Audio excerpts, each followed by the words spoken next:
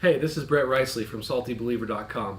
This is part 2 of a video that is about the Concentric Circles of Concern by Oscar Thompson. So if you haven't watched the first video, go back and watch that one. That way this one will make a little bit more sense. But in the first video we looked at how do I know who I should talk to in terms of sharing my faith and sharing the gospel and doing personal evangelism.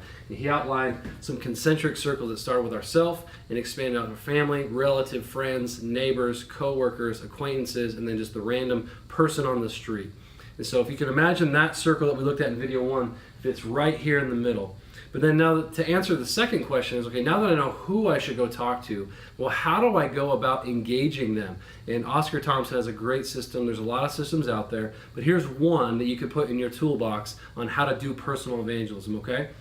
He starts with get right. And what he means by that is to abide in Christ, to get right with your relationship with Jesus, be spending time in prayer, be spending time in the world, just be a person who is following Jesus faithfully, hearing from the Lord and trying to do what he says. From there, he says, survey.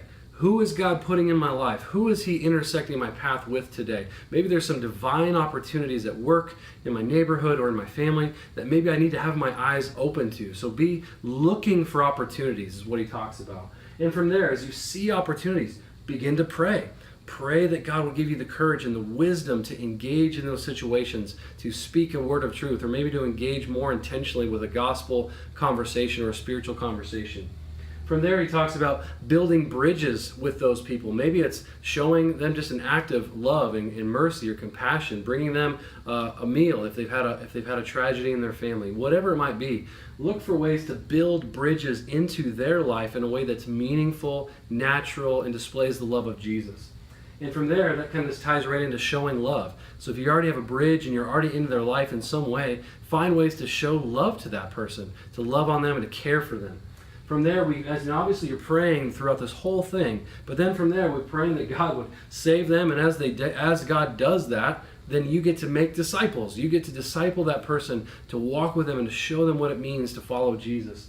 And then, as you begin to do that, well, then you begin again, and you say, all right, well, not that you move on and leave them all by yourselves, you continue to disciple that person, but then you begin this process all over again of, all right, Lord, I want to get right with you, I want to be walking well with you, and I'm going to be looking to see who's in my life, I'm going to pray for opportunities, I'm going to build bridges, I'm going to show love, make disciples, and this is kind of an ongoing process for the rest of your life in terms of personal evangelism. So this is a very brief overview of Oscar Thompson's book, The Concentric Circles of Concern, but I'd highly encourage you, if you're looking for ways to make disciples and you want to study more, this is a great book to get you started.